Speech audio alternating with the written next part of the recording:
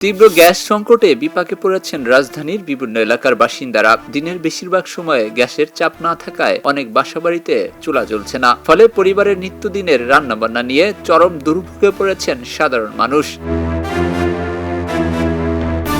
Gas না থাকায় অনেকেই বিকল্প হিসাবে বৈদ্যুতিক চুলা বা রাইস কুকার ব্যবহার করছেন, কিন্তু সেখানেও বাধা হয়ে দাঁড়িয়েছে ঘন ঘন লোডশেডিং। বিদ্যুৎ চলে যাওয়ায় বৈদ্যুতিক চুলাও রান্না করা সম্ভব হচ্ছে না। বাসাবাড়িতে রান্না বন্ধ থাকায় বাড়ছে হোটেল রেস্তোরাঁয় ভিড়। দুপুর ও রাতের খাবারের সময় দীর্ঘ হচ্ছে ক্রেতাদের সারি। একই সঙ্গে অনেক মানুষ খাবার কিনতে আসায় ব্যস্ত হয়ে উঠছে স্থানীয় খাবারের দোকানগুলো। গ্যাস থাকলে তো আমরা বাসায় ফাঁকায় খেতে পারতাম, বাসায় রান্না করতে পারতেছি না বিদায় আমরা এখন হোটেলে খাইতেছি। এটাই তখন বাড়তি খরচ হইতেছে না। বাসিন্দাদের অভিযোগ, দিনের পর দিন গ্যাসের সংকট চললেও স্থায়ী সমাধান মিলছে না। তার উপর লোডশেডিং পরিস্থিতিকে আরো কঠিন করে তুলছে।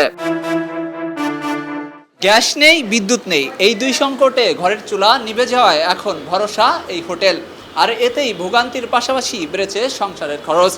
এস আলী দুর্জয়, খবরের কাগজ, ঢাকা। খবরের কাগজ, নিখাত, নির্ভীক, নিরপেক্ষ।